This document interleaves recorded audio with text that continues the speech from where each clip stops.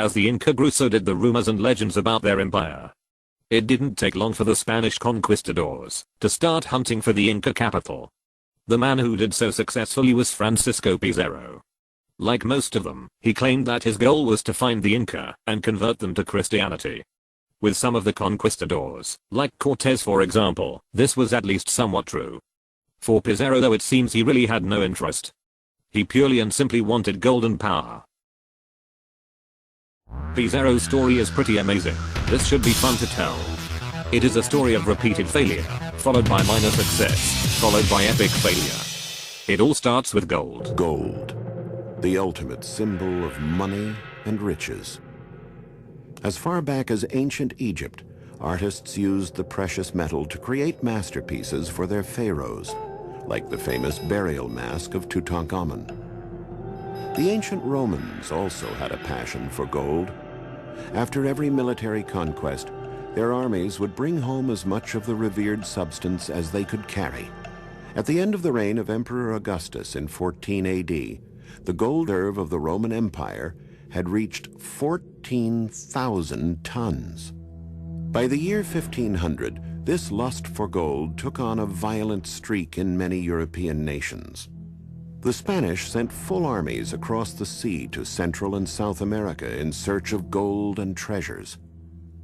The Spanish warriors were called conquistadors, and they were ruthless in their warring tactics, most of the time taking no prisoners. Artists and writers were sometimes present on these journeys to record the tragic events. In just a few years, Spanish troops led by General Francisco Pizarro managed to wipe out entire ancient civilizations, like the Incas. So, Pizarro headed out to find the Inca. His first voyage reaches only Colombia, about 1,500 miles away from his goal. Things go terribly. He ends up in a fight with a local tribe and his lead general loses an eye to an arrow. He returns to Panama and readies another ship and crew. This time his voyage reaches Ecuador, not much further than the first. They get some riches from traders, who tell them about golden cities further south though. This is enough to keep him going. His request to the governor for a third expedition is denied, so Pizarro asks for volunteers, but gets only 13. He and his crew make their own ship. This time they find some riches, but continue to hear stories of the Golden King somewhere to the south. Pizarro decided to take his case directly to the king and queen. Queen Isabel of Portugal hesitated to support him, but his promises of riches were enough to get her to agree to a third voyage. She convinced her husband and Pizarro was promised rights to the land he wanted, if he could find enough volunteers. Well, he couldn't find enough, but he lied, and said he didn't went on to South America anyway. This voyage finally meets with success and Pizarro eventually ends up in the Inca capital of Cuzco, where he is introduced to the Inca ruler Atahualpa. As you'll see, Pizarro had no intention of peace. He set a trap to capture Atahualpa quickly. By what power do you speak? By this, the word of God. God. God. God.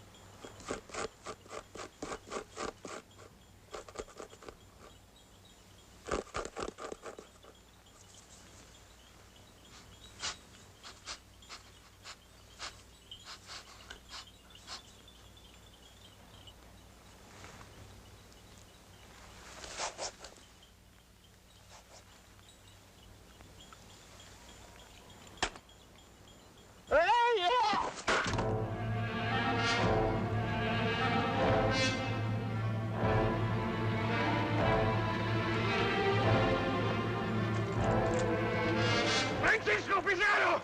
Why do you stay your hand when Christ is insulted? Let this pagan feel the power of your arm! I absolve you all! Santiago!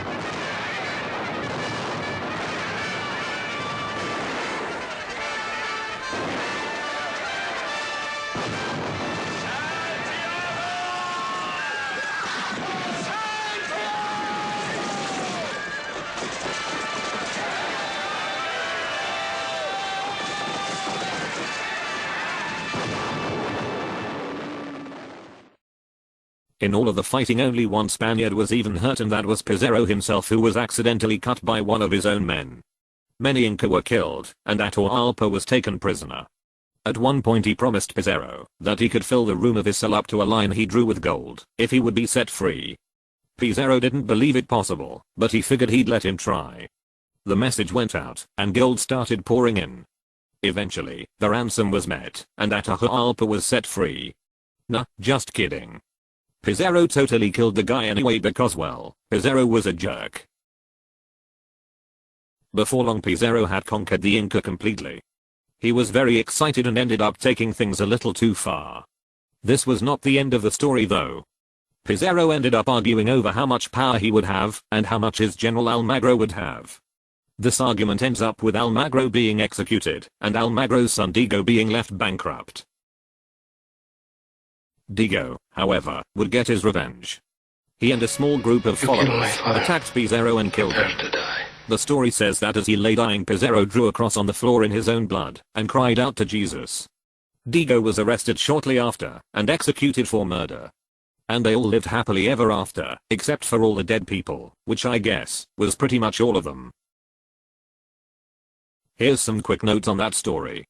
The key point is the meeting between Pizarro and Atahualpa. Pizarro arrived in Peru in 1532. This was 10 years after Cortez had conquered the Aztecs, so Pizarro had a pretty solid model to follow. Like Cortez, though his army was small, it had horses and guns and therefore a huge advantage. They set up a trap, tricked Atahualpa, slaughter his warriors, and take him prisoner. Atahualpa promised them a great amount of gold for his freedom.